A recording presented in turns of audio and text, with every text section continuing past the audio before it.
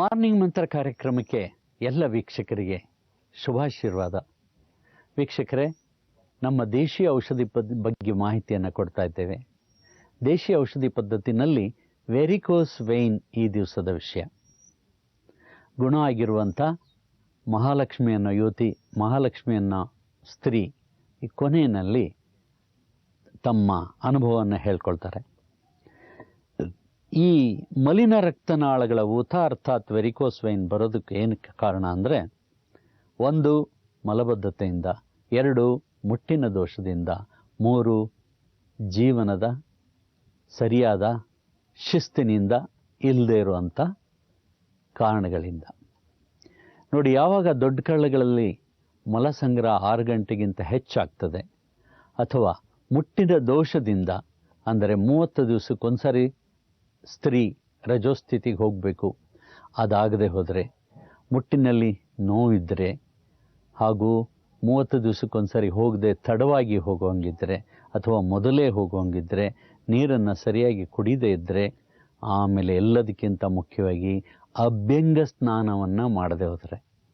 ಹಿಂದಿನ ಕಾಲದಲ್ಲಿ ಎಲ್ಲ ಹಬ್ಬಗಳಲ್ಲೂ ಕೂಡ ಎಣ್ಣೆ ಹಾಕಿ ಚೆನ್ನಾಗಿ ಮರ್ದನ ಮಾಡಿ ಉಜ್ಜಿ 1-2 ಗಂಟೆ ಬಿಸಿಲಲ್ಲೆಲ್ಲ ನಿಂತು ಆಮೇಲೆ ಸ್ನಾನ ಮಾಡ್ತಾಯಿದ್ರು.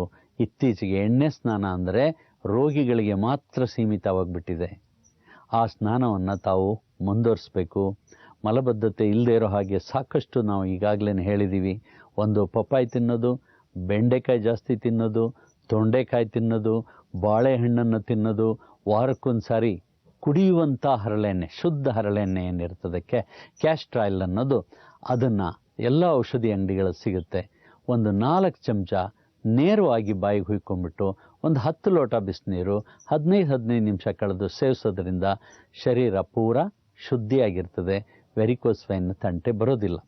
ಈಗ ಬಂದೋಗ್ಬಿಟ್ಟಿದೆ ವೆರಿಕೋಸ್ ವೈನ್, ಗುಣ ಮಾಡ್ಕೋಬೇಕು. ಏನು ಮಾಡಬೇಕು? ಮಲಿನ ರಕ್ತನಾಳದ ಚಿಕಿತ್ಸೆ ಅಂತ ಯೋಗವನ ಬೆಟ್ಟದಲ್ಲಿ ತಾವು ಯಾರೇ ಬಂದು ಬೇಕಾದರೂ ಪಡೆಯುವುದು. ಅತಿ ಸುಲಭವಾದ ಚಿಕಿತ್ಸೆ. ಇದಕ್ಕೆ ಆಪರೇಷನ್ ಬೇಕಾಗಿಲ್ಲ. ಆಪರೇಷನ್ ಏನಾದರೂ ಶಸ್ತ್ರಚಿಕಿತ್ಸೆ ಮಾಡಿಕೊಂಡ್ರೆ ತಾವು ಏಮಾರಬೇಕಾಗ್ತದೆ, ಕಾಲೆಲ್ಲ ಊತ ಆಗುತ್ತೆ, ಇಲ್ಲದೇ ಇರುವಂಥ ಹೊಸ ರೋಗಗಳು ಬರುತ್ತೆ. ಇಲ್ಲಿ ಮಲಿನ ರಕ್ತನಾಳಗಳ ಊತ ಮತ್ತು ಈ ಸ್ತ್ರೀಗೆ ಮುಟ್ಟಿನ ದೋಷ ಅಂದರೆ ವೈಟ್ ಡಿಸ್ಚಾರ್ಜ್, ಶ್ವೇತಪ್ರದರ ಅಂತ ಹೇಳ್ತೀವಿ, ಲುಕೋರಿಯಾ, ಅದನ್ನು ಗುಣ ಮಾಡ್ಕೊಂಡಿರೋಂಥ ಸ್ತ್ರೀ ಇಲ್ಲಿ ಸಾಕ್ಷಿಯನ್ನು ನೀಡ್ತಾರೆ. ವೃದ್ಧಾಪ್ಯದಲ್ಲಿ ಬರುವಂಥ ಅನೇಕ ಕಾಯಿಲೆಗಳಲ್ಲಿ 1 ವಾತರೋಗ, 2 ಮಲಬದ್ಧತೆ, 3 ಬಹುಮೂತ್ರ ರೋಗ ಇತ್ಯಾದಿ. ಇದರಲ್ಲಿ ಏನಕ್ಕೋಸ್ಕರ ವಯಸ್ಸಾದವ್ರಿಗೆ ಇದು ಬರ್ತದೆ? ನಾವು ಜೀವನ ಪರ್ಯಂತ ಹುರಿದಿರೋದು, ಕರೆದಿರೋದು, ಬೇಯಿಸಿದನ್ನೇ ತಿನ್ಕೊಂಬರ್ತೀವಿ. ಯಾವುದೇ ಪ್ರಾಣಿ ಪಕ್ಷಿಗಳಿಗೆ ಈ ವೃದ್ಧಾಪ್ಯದ ಸಮಸ್ಯೆ ಬರೋದಿಲ್ಲ. ಅವು ಕೊನೇ ದಿನಗಳಲ್ಲಿ, ಕೊನೇ ಗಳಿಗೆನಲ್ಲಿ ಹೇಗೆ ಸಾಯ್ತವೆ ಅಂದರೆ, ರಪ್ಪಂತ ಬಿದ್ದು ಹಾಗೆ ಪ್ರಾಣ ಹೊರಟೋಗಿರುತ್ತೆ. ಪ್ರಾಣ ಮೊದಲು ಹೋಗಿರುತ್ತೆ, ಆಮೇಲೆ ಬಿದ್ದು ಹೋಗ್ತವೆ. ಮನುಷ್ಯನಿಗೆ ಯಾಕೆ ಈ ಕಷ್ಟ ಅಂದರೆ, ಪ್ರಕೃತಿಗೆ ವಿರುದ್ಧವಾಗೇ ನಡೀತಾನೆ, ಬಾಯಿ ರುಚಿಗೋಸ್ಕರ ನೋಡ್ತಾನೆ. ಹಾಗೇನೆ ತಾನು ಮಾಡ್ಕೊಂಬಂದಿರೋದೇ ಸತ್ಯ ಅಂತ ತಿಳ್ಕೊಂಡು ಅದನ್ನೇ ಅನುಸರಿಸ್ತಾರೆ. ಮನೆಯವರು ಕೂಡ ಅಲಕ್ಷ್ಯ ಮಾಡ್ತಾರೆ. ನೋಡಿ, ಇಲ್ಲಿ ಈ ಕಾರ್ಯಕ್ರಮದ ಕೊನೆಯಲ್ಲಿ ಗಣೇಶ್ ಭಟ್ರು ತಮ್ಮ ಅನುಭವವನ್ನು ಹೇಳ್ತಾರೆ. ಅವ್ರಿಗೆ 80 ವರ್ಷ ವಯಸ್ಸು. ಸಾಮಾನ್ಯವಾಗಿ ಈಗೆಲ್ಲ 50 ವರ್ಷ 45 ವರ್ಷಕ್ಕೆ ಬರುವಂಥ ಕಾಯಿಲೆಗಳು ಅವ್ರಿಗೆ ಈಗ 10 ವರ್ಷದಿಂದ ಬಂದಿತ್ತು. ಅವರು ನಮ್ಮ ಯೋಗವನ ಬೆಟ್ಟದ ಆಶ್ರಯವನ್ನು ಪಡೆದರು.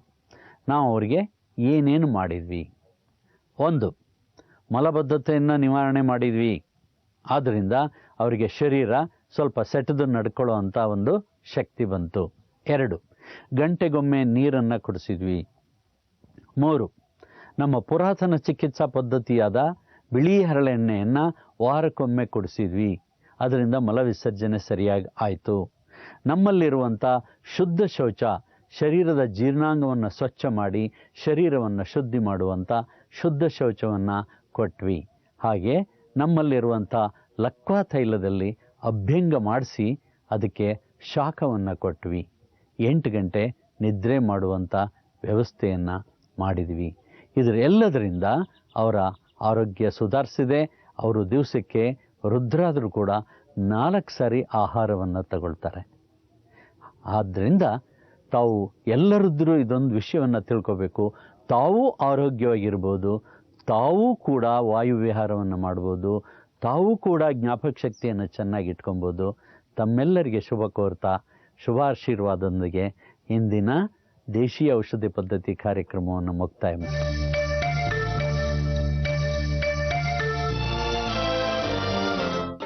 ಓಂ ಸಾಯಿ ರಾಮ್ ಜಯ ಸಾಯಿ ರಾಮ್, ಹರೆ ಹರೆ ಕೃಷ್ಣ ಜಯ ರಾಧೆ ಶ್ಯಾಮ್. ಓಂ ಸಾಯಿ ರಾಮ್ ಜಯ ಸಾಯಿ ರಾಮ್, ಹರೆ ಹರೆ ಕೃಷ್ಣ ಜಯ ರಾಧೆ ಶ್ಯಾಮ್.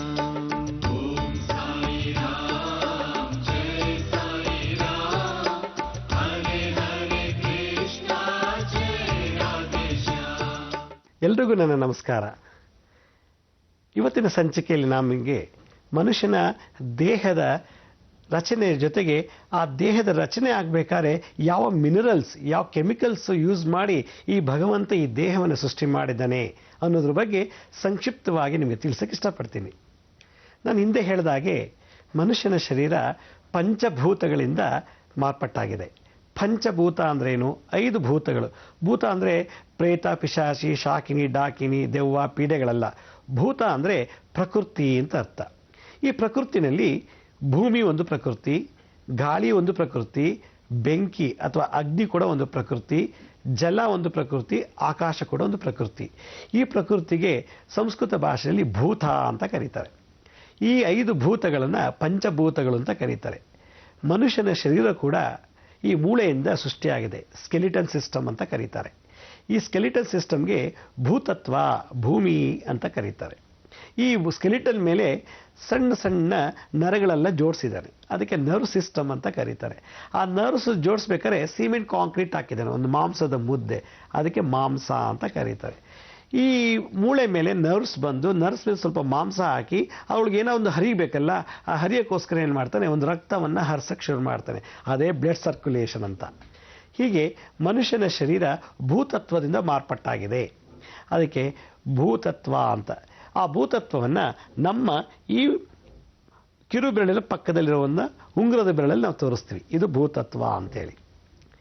ಈ ಭೂತತ್ವ ಜೊತೆಗೆ ನಮ್ಗೆ ಯಾವಾಗಲೂ ಬೆವರು ಬರ್ತಾ ಇರ್ತದೆ, ಗೊಣ್ಣೆ ಬರುತ್ತೆ, ಕಣ್ಣೀರು ಬರುತ್ತೆ, ಕಿವಿ ಜಿಬ್ರೆ ಬರುತ್ತೆ, ಮತ್ತು ಕಫ ಬರುತ್ತೆ, ರಕ್ತ ನಮ್ಮ ಶರೀರ ತೇಲಾಡ್ತಿದೆ, ಮೂತ್ರ, ಮತ್ತು ಒಂದೊಂದ್ಸಲ ನಾವು ಗಟ್ಟಿಯಾಗಿ ಮೋಷನ್ಗೆ ಹೋಗ್ತೀವಿ, ಮಲ ವಿಸರ್ಜನೆ ಮಾಡ್ತೀವಿ.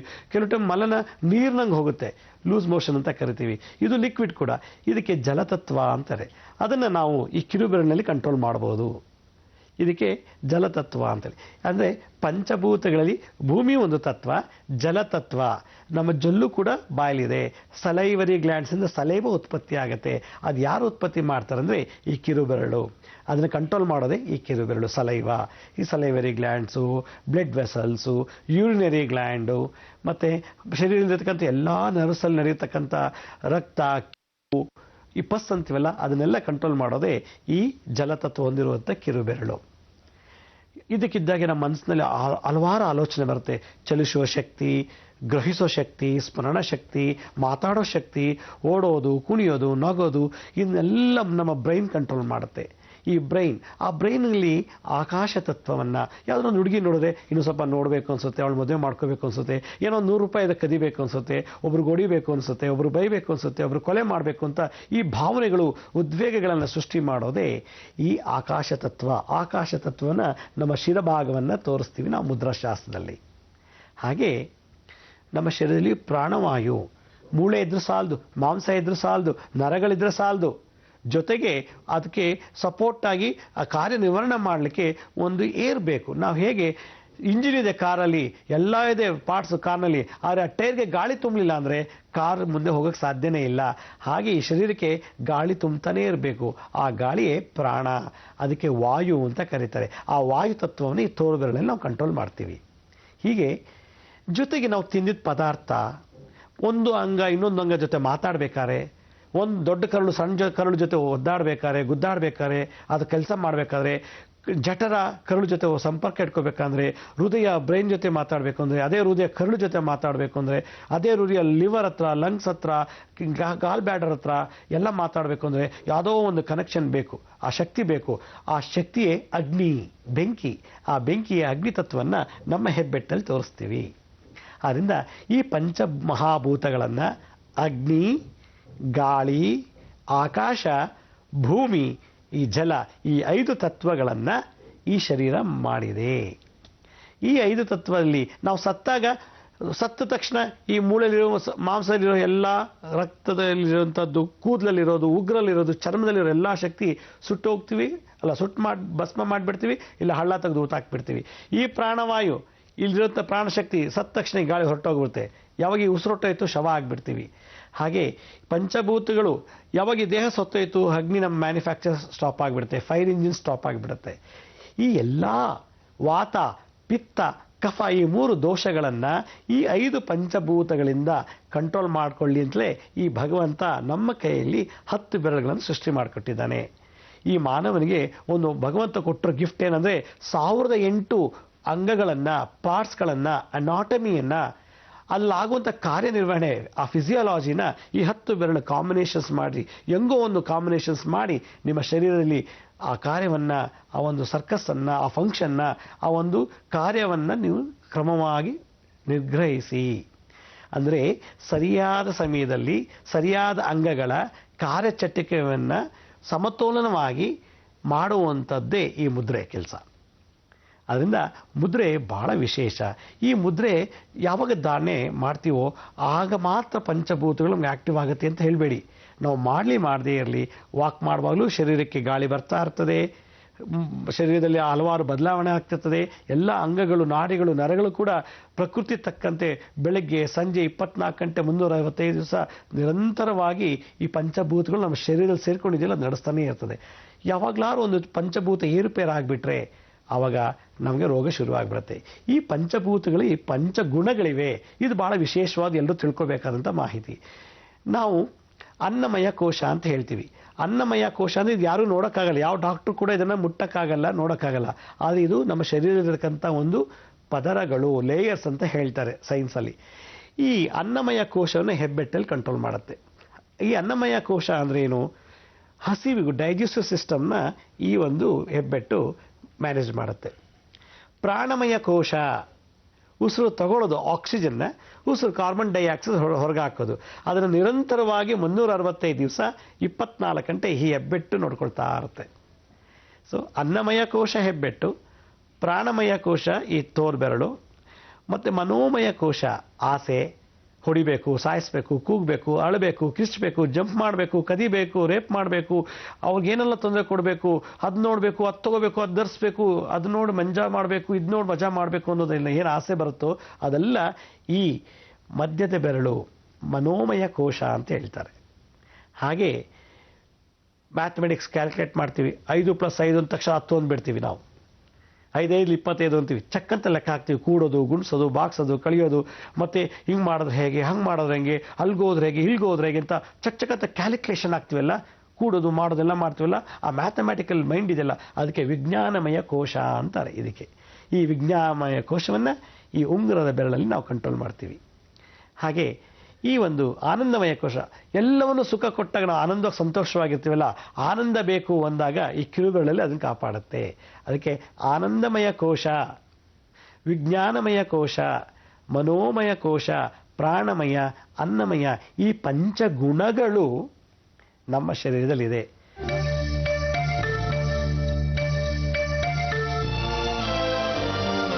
ವಿರಾಮದ ನಂತರ ಮತ್ತೊಮ್ಮೆ ತಮಗೆಲ್ಲರಿಗೂ ಸ್ವಾಗತ. ನಾನು ಈಗಾಗಲೇ ಹೇಳಿದೆ ಪಂಚಗುಣಗಳಿವೆ ಅಂತೇಳಿ. ಆ ಪಂಚಗುಣಗಳ ಮುದ್ರೆಗಳನ್ನ ಹೇಗೆ ಕಂಟ್ರೋಲ್ ಮಾಡೋದು ನೋಡಿ. ನಾವು ಇದನ್ನು ಈ ಹೆಬ್ಬೆಟ್ಟು ಹೇಳಿದ್ವಿ. ಈ ಹೆಬ್ಬೆಟ್ಟಲ್ಲಿ ರೂಪ ಅಂತ ಹೇಳ್ತೀವಿ. ಪಂಚ ಕೋಶಗಳಲ್ಲಿ, ಪಂಚಭೂತದಲ್ಲಿ ಒಂದು ರೂಪ ಅನ್ನೋದು. ರೂಪ ಏನು? ನಾವು ಕಣ್ಣಿಂದ ನೋಡ್ತೀವಿ. ಕಣ್ಣಿನ ದೃಷ್ಟಿಯನ್ನು ನಾವು ಕಂಟ್ರೋಲ್ ಮಾಡಬೇಕಾದ್ರೆ ಹೆಬ್ಬೆಟ್ಟನ್ನು ಚೆನ್ನಾಗಿ ನಾವು ಮಸಾಜ್ ಮಾಡಬೇಕು, ಅಂದರೆ ಮುದ್ರೆ ಮಾಡಬೇಕು. ಈ ಹೆಬ್ಬೆಟ್ಟನ್ನು ಯಾವಾಗಲೂ ಉಪಯೋಗಿಸ್ತಾ ಇದ್ದರೆ ರೂಪಕ್ಕೆ ಸಂಬಂಧಪಟ್ಟಂಥ ದೋಷ, ಅಂದರೆ ಕಣ್ಣಿಗೆ ಸಂಬಂಧಪಟ್ಟಂಥ ದೋಷನ ನಿವಾರಣೆ ಮಾಡ್ಬೋದು. ಪಂಚಭೂತಗಳಲ್ಲಿ ಅಗ್ನಿಯನ್ನು ಕಾಪಾಡುವಂಥದ್ದೇ ಈ ರೂಪ. ಸ್ಪರ್ಶ ನಾವು ಮುಟ್ಟಿದ ತಕ್ಷಣ ಸೆನ್ಸ್ ಆಗುತ್ತೆ, ಚುಚ್ಚಿದ್ರೆ ನೋವಾಗುತ್ತೆ, ಗಿಂಡಿದ್ರೆ ನೋವಾಗುತ್ತೆ, ಹೊಡೆದ್ರೆ ನಮಗೆ ಹೊಡೆದ ಅಂತ ಅನುಭವ ಆಗುತ್ತೆ. ಆ ಸ್ಪರ್ಶವನ್ನು ನಮ್ಗೆ ಯಾವಾಗಲೂ ಈ ತೋರ್ಬೆರಳು ಮ್ಯಾನೇಜ್ ಮಾಡುತ್ತೆ, ಕಂಟ್ರೋಲ್ ಮಾಡುತ್ತೆ. ಮತ್ತೊಂದು ವಿಶೇಷತೆ ಏನಂದರೆ ಈ ರೂಪ, ಸ್ಪರ್ಶ ಮತ್ತು ಗಂಧ, ಸ್ಮೆಲ್. ಕೆಟ್ಟ ಸ್ಮೆಲ್ಲು, ಎಲ್ಲರೂ ಕೊಳಕು ಜಾಗದಲ್ಲಿ ಹೋಗ್ಬಿಟ್ರೆ ಅಥವಾ ಗಲೀಜು ಜಾಗದಲ್ಲಿ ಹೋದರೆ ಕೆಟ್ಟ ಸ್ಮೆಲ್ ಬರುತ್ತೆ. ಆ ವಾಸನೆಯನ್ನು, ಆ ಗಂಧ ಅಂದರೆ ಅದು ಈಗ ಅನ್ನ ಮುಸ್ ನೋಡ್ತೀವಿ ಅಳಿಸೋಗಿದೆಯಾ ಅಂತ ಯಾರು ಹೇಳ್ತಾರೆ ಅದನ್ನು? ಆ ವಾಸನೆ ನೋಡಿ ಮನಸ್ಸಿಗೆ ಗೊತ್ತಾಗುತ್ತೆ, ಬ್ರೈನ್ ಗೊತ್ತಾಗುತ್ತೆ ಅಳಿಸೋಗಿದೆ ಅಂತ. ಅದನ್ನು ತಿಳಿಸೋದೇ ಈ ಒಂದು. ಅದಕ್ಕೆ ಗಂಧಕ್ಕೆ ಸಂಬಂಧಪಟ್ಟಂಥ ಎಷ್ಟೋ ಜನಕ್ಕೆ ಕಣ್ಣು ಕುರುಡಾಗಿರ್ತಾರೆ. ಕುರುಡಾಗಿಬಿಟ್ರೆ ಅದು ಏನರ್ಥ? ರೂಪದ ಅಂಶ ಇಲ್ಲಿ ಹೆಬ್ಬೆಟ್ಟಲ್ಲಿ ಡಿಫಿಷಿಯನ್ಸಿ ಇದೆ ಅಂತ ಅರ್ಥ. ಕೆಲವರಿಗೆ ಈ ಸೆನ್ಸೇಷನ್ನೇ ಆಗಲ್ಲ, ಪ್ಯಾರಾಲಿಸಿಸ್ ಆಗಿಬಿಟ್ಟಿರ್ತದೆ, ಲಕ್ವ ಹೊಡೆದ್ಬಿಟ್ಟಿರ್ತದೆ. ಆ ಲಕ್ವ ಹೊಡೆತ ಈ ಬೆರಳಲ್ಲಿ ನೋಡಿದ್ರೆ ಸಾಕು ಅವ್ರಿಗೆ ಯಾವಾಗ ಲಕ್ವ ಆಗಿದೆ, ಕ್ಯೂರ್ ಆಗುತ್ತಾ ಇಲ್ವೋ ಅಂತ ಹೇಳ್ಬೋದು. ಯಾಕಂದರೆ ಸ್ಪರ್ಶದೆಲ್ಲ ಈ ಬೆರಳಲ್ಲೇ ಕಾಣೋದು. ಕೆಲವರಿಗೆ ಗಂಧ, ಮೂಗಲ್ಲಿ ವಾಸನೆ ಗೊತ್ತಾಗಲ್ಲ, ನನಗೆ ಸ್ಮೆಲ್ಲೇ ಗೊತ್ತಾಗ್ತಿಲ್ಲಪ್ಪ, ಮೂಗು ಬ್ಲಾಕ್ ಆಗಿಬಿಟ್ಟಿದೆ, ನನಗೆ ಯಾವ ಸ್ಮೆಲ್ಲು ಗೊತ್ತಾಗ್ತದೆ. ಒಂದು ಹೂ ಮೂಸಿದ್ರೆ ಸ್ಮೆಲ್ ಬರಲ್ಲ, ಒಂದು ಹಣ್ಣಿನ ವಾಸನೆ ಗೊತ್ತಾಗ್ತಿಲ್ಲ, ಒಂದು ಒಗ್ಗರಣೆ ಹಾಕಿದ್ರೆ ಸ್ಮೆಲ್ ಗೊತ್ತಿಲ್ಲ, ಒಂದು ತಿಂಡಿ ಪದಾರ್ಥ ತಿನ್ನೋ ಸ್ಮೆಲ್ ಗೊತ್ತಾಗ್ತಿಲ್ಲ. ಆ ವಾಸನೆ ಅನ್ನೋದನ್ನು ಕಳ್ಕೊಂಡ್ಬಿಟ್ಟಿರ್ತಾರೆ. ಅದನ್ನು ರೂಪ, ಸ್ಪರ್ಶ, ಗಂಧ ಮತ್ತು ಈ ಶಬ್ದವನ್ನು ಕಿವಿಗೆ, ಕೆಲವ್ರಿಗೆ ಕಿವುಡು ಅಂದ್ರೇನು? ಉಡ್ತಾಳೆ ಕಿವುಡಾಗಿರ್ತಾರೋ ಅಥವಾ ಬೆಳೀತಾ ಕಿವುಡಾಗಿಬಿಟ್ಟಿರ್ತಾರೆ. ಅಂಥವ್ರಿಗೆ ಈ ಬೆರಳನ್ನು ನಾವು ಮುದ್ರೆಗಳಲ್ಲಿ ಉಪಯೋಗಿಸ್ತಾ ಇದ್ರೆ ಆ ಕಿವುಡುತನ ಹೊರಟೋಗುತ್ತೆ.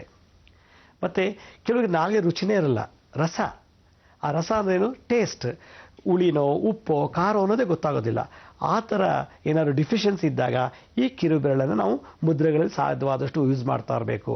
ಅಲ್ಲಿಗೆ ರೂಪ, ಸ್ಪರ್ಶ, ಶಬ್ದ, ಗಂಧ, ರಸ ಈ ಪಂಚಗುಣಗಳು ಪಂಚಭೂತಗಳಲ್ಲಿ ಅಡಕವಾಗಿದೆ. ಆದ್ದರಿಂದ ಮನುಷ್ಯನ ಶರೀರ ಅಗ್ನಿ, ವಾಯು, ಆಕಾಶ, ಭೂಮಿ, ಜಲ ಈ ಪಂಚಭೂತಗಳ ಜೊತೆಗೆ ಅನ್ನಮಯ ಕೋಶ, ಪ್ರಾಣಮಯ ಕೋಶ, ಮನೋಮಯ ಕೋಶ, ವಿಜ್ಞಾನಮಯ ಕೋಶ, ಆನಂದಮಯ ಕೋಶ ಇವ್ರ ಜೊತೆಗೆ ಪಂಚಗುಣಗಳು ಅಂದರೆ ರೂಪ, ಸ್ಪರ್ಶ, ಶಬ್ದ, ಗಂಧ, ರಸ ಈ 5 ಪಂಚಭೂತಗಳು, ಪಂಚಮಯ ಕೋಶಗಳು, ಪಂಚಗುಣಗಳು ಸೇರಿಕೊಂಡು ಈ 15 ಐಟಮ್ಸು ಈ ಶರೀರದಲ್ಲಿ ಅಡಕವಾಗಿದೆ.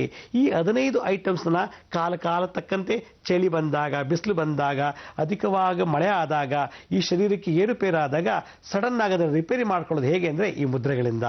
ಆದ್ದರಿಂದ ಈ ಪಂಚಭೂತಗಳನ್ನು, ಪಂಚಮಯ ಕೋಶಗಳನ್ನು ಮತ್ತು ಪಂಚಗುಣಗಳನ್ನು ಸಕಾಲದಲ್ಲಿ, ಸರಿಯಾದ ಸಮಯದಲ್ಲಿ, ಸರಿಯಾದ ಜಾಗದಲ್ಲಿ, ಸರಿಯಾದ ರೀತಿಯಲ್ಲಿ ಬೆರಳುಗಳಿಂದ ಕಂಟ್ರೋಲ್ ಮಾಡೋದೇ ಮುದ್ರೆ. ಆದ್ದರಿಂದ ಈ ಮುದ್ರೆ ಇಡೀ ಮನುಷ್ಯನ ಶರೀರವನ್ನು ಅತಿ ಹೆಚ್ಚಿಗೂ ಉದ್ವೇಗ ಆಗಿ ಮಾಡ್ಬೋದು, ಅದೇ ರೀತಿ ಹೆಚ್ಚು ಕಮ್ಮಿಯಾಗೂ ಕೂಡ ಮಾಡ್ಕೊಳ್ಬೋದು. ಯಾವ ತತ್ವನಾದರೂ ಹೆಚ್ಚು ಕಮ್ಮಿ ಮಾಡ್ಬೋದು. ಅಗ್ನಿ ಜಾಸ್ತಿ ಹೀಟ್ ಬೇಕಾ, ಹೀಟ್ ಜಾಸ್ತಿ ಮಾಡ್ಬೋದು. ಕೋಲ್ಡ್ ಬೇಕಾ, ಕೋಲ್ಡ್ ಜಾಸ್ತಿ ಮಾಡ್ಕೋಬೋದು, ಕಮ್ಮಿ ಮಾಡ್ಬೋದು. ಅದರಿಂದ ಪ್ರತಿಯೊಂದು ಭೂತಗಳನ್ನು, ಪಂಚಭೂತಗಳನ್ನು ಈ 5 ಬೆರಳುಗಳಿಂದ ಭಗವಂತ ಕಂಟ್ರೋಲ್ ಮಾಡ್ಕೊಳ್ಳಿ ಅಂತ ದೈವಗತವಾಗಿ ಕೊಟ್ಟಿದ್ದಾನೆ. ಆದರೆ ಈ ಮನುಷ್ಯರು ಅಂದರೆ ಮಾನವರು ನಾವು ಈ ಬೆರಳುಗಳನ್ನೇ ಮರ್ತು ಬಿಟ್ಟಿದ್ದೀವಿ. ಬೆರಳೇನೆಂದರೆ ತಿನ್ನಕ್ಕೆ, ಲಂಚ ತಗೊಳ್ಳೋಕ್ಕೆ, ಒಡೆಯೋಕ್ಕೆ, ಮಚ್ಚು ಲಾಂಗ್ ಇಟ್ಕೊಂಡು ಇನ್ನೊಬ್ಬರ ಮೇಲೆ ಹೋರಾಟ ಮಾಡ್ಸೋಕ್ಕೆ. ಆದರೆ ಶರೀರದಲ್ಲಿ ಆಗು ಹೋಗುಗಳನ್ನು ನಿಗ್ರಹಿಸಬೇಕು ಅನ್ನೋ ಒಂದು ಭಾವನೆಯನ್ನು ಮರ್ತು ಬಿಟ್ಟಿದ್ದೀವಿ ಈ ಕಲಿಯುಗದಲ್ಲಿ ಈ ಮಾನವರು. ಈ ರಸ ಮತ್ತು ಗಂಧ ಎಷ್ಟೋ ಜನಕ್ಕೆ ಪ್ರಾಬ್ಲಮ್ ಇದೆ. ಸಿಕ್ಕಾಪಟ್ಟೆ ಯೂರಿನೇಷನ್ ಆಗ್ತಿರುತ್ತೆ. ಕೆಲವರಿಗೆ ಇದ್ದಕ್ಕಿದ್ದಾಗೆ 24 ಗಂಟೆಲಿ ಒಂದು 50ರಿಂದ 60 ಸಲ ಯೂರಿನೇಷನ್ ಆಗ್ತದೆ, ಅಂದರೆ ಮೂತ್ರ ವಿಸರ್ಜನೆ ಆಗ್ತಾ ಇರ್ತದೆ. ಕೆಲವರಿಗೆ ನೀರು ಕುಡಿದ್ರೆ ಸಾಕು ಇದ್ದಕ್ಕಿದ್ದಾಗೆ ಹೊಟ್ಟೆ ಉರಿ ಬಂದುಬಿಡುತ್ತೆ. ಕೆಲವು ನೀರು ಕುಡಿದ ತಕ್ಷಣ ಗುಳುಮ್ ಗುಳುಮ್ ಗುಳುಮ್ ಅಂತ ಒಂದು ಶಬ್ದ ಬರ್ತದೆ. ಕೆಲವರಿಗೆ ಅತಿಯಾಗಿ ಊಟ ಮಾಡಿದಾಗ ಎಲ್ಲೋ ಒಂದು ಕಡೆ ಗಾಳಿ ತುಂಬಿಕೊಂಡು ಓ ಅಂತ ಹೇಳ್ತಾರೆ. ಇದೆಲ್ಲ ಓ ಅನ್ನೋದು ಆಕಳಿಕೆ ಮತ್ತು ಹೊಟ್ಟೊಳಗೆ ಗುಳುಗುಳುಗಳು ಅನ್ನೋ ಶಬ್ದ ಬರೋದು, ಇದೆಲ್ಲ ಶಬ್ದ ಅಂದರೆ ಆ ಒಂದು ಪ್ರಾಣಮಯ. ಮತ್ತು ಈ ಅಗ್ನಿ ಏನಿದೆ ಉದರ ಭಾಗ, ಅನ್ನಮಯ ಕೋಶ ಇದೆಯಲ್ಲ, ಅದರಲ್ಲಿ ಆಗುವಂಥ ಶಬ್ದಗಳನ್ನು ಈ ಪಂಚಗುಣಗಳು ಕಂಟ್ರೋಲ್ ಮಾಡುತ್ತೆ. ಎಷ್ಟೋ ಜನಕ್ಕೆ ನಮ್ಮ ಅನುಭವ ಆಗಿದೆ. ಹೊಟ್ಟೆ ಗುಳುಗುಳುಗಳು ಅಂತ ಇರ್ತದೆ ಕೆಲವರಿಗೆ. ಆಮೇಲೆ ಇದ್ದಕ್ಕಿದ್ದಾಗೆ ಅಪಾನವಾಯು ಆಡೋ ಭಾಷೆಯಲ್ಲಿ ಊಸು, ಏನಪ್ಪ ನೀವು ಕೆಟ್ಟಾಗ ಊಸು ಬಿಟ್ಬಿಟ್ಟ ಗಬ್ಬನಾಥ ಅಂತೀವಿ. ಆ ಅಪಾನವಾಯು ಗುದದ್ವಾರದಿಂದ ಬರುತ್ತೆ. ಆ ಅಪಾನವಾಯು ಆ ರೀತಿ ಕೆಟ್ಟ ವಾಸನೆ ಬರುತ್ತೆ ಅಂದರೆ ಅವನಲ್ಲಿ ಯಾವುದೋ ಒಂದು ಪಂಚಗುಣಗಳಲ್ಲಿ ಡಿಫಿಷಿಯನ್ಸಿ ಇದೆ ಅಂತ. ಆವಾಗ ನಾವು ಈ ಬೆರಳಲ್ಲಿ ಚೆನ್ನಾಗಿ ಅದನ್ನು ಯಾವ್ದಾದ್ರು ಒಂದು ಮುದ್ರೆಗಳಲ್ಲಿ ಯೂಸ್ ಮಾಡಿಬಿಟ್ರೆ ಆ ಕೆಟ್ಟ ಗಾಳಿ ಅಪಾನ, ಅವ್ರೇನೋ ಟಾಯ್ಲೆಟ್ಗೆ ಹೋಗ್ಬಿಟ್ರೆ ಗಬ್ಬು ವಾಸನೆ ಮನೆಯಲ್ಲೆಲ್ಲ, ಯಾಕೆಂದ್ರೆ ಅಷ್ಟು ಕೆಟ್ಟ ಗಾಳಿ ಗುದದ್ವಾರದಿಂದ ಈಚೆ ಬರುತ್ತೆ ಆನಸ್ಸಿಂದ. ಆ ಒಂದು ಶರೀರದಲ್ಲಿರತಕ್ಕಂಥ ಅಪಾನ ವಾಯುವನ್ನು ಪ್ರಾಣಮಯ ಕೋಶ ಯಾವಾಗಲೂ ಸದಾ ನಿರಂತರವಾಗಿ ಕಂಟ್ರೋಲ್ ಮಾಡುತ್ತೆ. ಹಾಗಾದರೆ ನಾವು ಯಾವ ಟ್ಯಾಬ್ಲೆಟ್ ತಗೋಬೇಕು, ಯಾವ ಇಂಜೆಕ್ಷನ್ ತಗೊಂಡ್ರೆ ಈ ಒಂದು ಸ್ಥಿತಿಯಲ್ಲಿರತಕ್ಕಂಥದ್ದು ಯಾವುದೇ ಆಗಿರಲಿ, ಅದು ಅಪಾನವಾಗಿರ್ಬೋದು, ಗುಳುಗುಳು ಅನ್ನೋ ಶಬ್ದ ಬರ್ಬೋದು, ಆಕಳಿಕೆ ಬರ್ಬೋದು, ನಿದ್ದೆ ಜಾಸ್ತಿ ಆಗ್ಬೋದು, ಇಲ್ಲ ಸುಮ್ಮನೆ ಇದಕ್ಕಿದ್ದಾಗ ಕಣ್ಣಲ್ಲಿ ನೀರು ಬರ್ತಾ ಇರ್ಬೋದು. ಇದನ್ನೆಲ್ಲವನ್ನು ನಾವು ಕಂಟ್ರೋಲ್ ಮಾಡೋಕ್ಕೆ ಎಲ್ಲೂ ಮೆಡಿಸಿನ್ಸ್ ಇಲ್ಲ. ಏನೋ ಒಂದು ತಾತ್ಕಾಲಿಕವಾಗಿ ಕೊಡ್ತಾರೆ ಡಿಸ್ಚಾರ್ಜ್ ಆಗೋಕ್ಕೆ, ಆದರೆ ಅದಕ್ಕೆ ಮೆಡಿಷನ್ನು ನಮ್ಮ ಹಸ್ತಗಳಿರುವಂಥ ಬೆರಳುಗಳಿಂದನೇ ಇದನ್ನು ನಾವು ಮುದ್ರೆ ಧಾರಣೆ ಮಾಡಿಬಿಟ್ಟು ಅದು ಸಂಬಂಧಪಟ್ಟಂಥ ಮುದ್ರೆಗಳನ್ನು ಧಾರಣೆ ಮಾಡಿದ್ರೆ ಪಂಚಗುಣಗಳನ್ನು ಸಲೀಸಾಗಿ ಸರಾಗವಾಗಿ ನಮ್ಮ ಶರೀರದಲ್ಲಿ ಕಾಪಾಡ್ಕೊಂಡು ಬರ್ಬೋದು. ಯಾವಾಗ ಪಂಚಗುಣಗಳು ಶಬ್ದ, ಗಂಧ, ರೂಪ, ರಸ ಇವೆಲ್ಲ ಈ ಪಂಚಗಳು ಯಾವಾಗ ಏರುಪೇರಾಯಿತು, ಪಂಚಭೂತಗಳು ಯಾವಾಗ ಏರುಪೇರಾಯಿತು, ಮತ್ತು ಪಂಚಕೋಶಗಳು ಯಾವಾಗ ಏರುಪೇರಾಯಿತು, ಇಲ್ಲ ಲಕ್ವ ಹೊಡ್ಬೋದು, ಇಲ್ಲ ಕ್ಯಾನ್ಸರ್ ಶುರುವಾಗ್ಬೋದು, ಇಲ್ಲ ಏಡ್ಸ್ ಬರ್ಬೋದು, ಇಲ್ಲ ಬೇರೆ ಯಾವುದೋ ರೋಗಗಳು ಬರ್ಬೋದು. ಅದರಿಂದ ದಿನನಿತ್ಯ ನಾವು ಒಂದು 10-15 ನಿಮಿಷ ಯಾವುದಾದ್ರು ಒಂದು ಮುದ್ರೆ ಧಾರಣೆ ಮಾಡಿ, ಬೇಡ ದಿನ ಬೇಡದು ಬೇಡ, ವಾರಕ್ಕೊಂದ್ಸಲಾರು ಒಂದು 15 ನಿಮಿಷ ಒಂದು ಮುದ್ರೆ ಮಾಡೋಣ. ಅಯ್ಯೋ ವಾರಗಳು ತುಂಬ ಜಾಸ್ತಿ ಆಯಿತು ಅಂದರೆ 15 ದಿನಕ್ಕೊಂದ್ಸಲಾರು ಒಂದು ಮಾಡೋಣ. 15 ದಿನವೂ ಬೇಡ, ತುಂಬ ಜಾಸ್ತಿ ಆಯಿತು ಅಂದರೆ ತಿಂಗಳಿಗೊಂದ್ಸಲ ಒಂದು 15-20 ನಿಮಿಷ ಯಾವ್ದಾದ್ರು ಒಂದು ಸಂಬಂಧಪಟ್ಟಂಥ ಮುದ್ರೆಯನ್ನು ನಾವು ಧಾರಣೆ ಮಾಡಿಬಿಟ್ರೆ ಪಂಚಭೂತಗಳು ಬ್ಯಾಲೆನ್ಸ್ ಆಗುತ್ತೆ, ಪಂಚಕೋಶಗಳು ಕೂಡ ಬ್ಯಾಲೆನ್ಸ್ ಆಗುತ್ತೆ, ಪಂಚಗುಣಗಳು ಕೂಡ ಟೈಮ್ ಟು ಟೈಮ್ ವರ್ಕ್ ಮಾಡುತ್ತೆ. ಆಗ ವಾಸನೆ, ಶಬ್ದ, ಸ್ಪರ್ಶ, ಗದ್ದ ಇದೆಲ್ಲ ನಾವು ಗ್ರಹಿಸೋ ಶಕ್ತಿ ಬರುತ್ತೆ. ಯಾವಾಗ ಮನುಷ್ಯ ಈ ಪಂಚಗುಣಗಳಲ್ಲಿ ಒಂದು ಏನಾದ್ರು ಕಳ್ಕೊಂಡ್ಬಿಡ್ತಾನೋ ಕುರುಡ ಆಗ್ಬೋದು, ಇಲ್ಲ ಕಿವುಡ ಆಗ್ಬೋದು. ಇದೇ ರೀತಿ ನಾನು ಮುಂದಿನ ಸಂಚಿಕೆಯಲ್ಲಿ ಮತ್ತಷ್ಟು ಮಾಹಿತಿಗಳನ್ನು ತಮ್ಮನ್ನು ಭೇಟಿ ಮಾಡ್ತೀನಿ. ಅಲ್ಲಿವರೆಗೂ ನನ್ನ ನಮಸ್ಕಾರ. ಸಾಯಿರಾಮ್.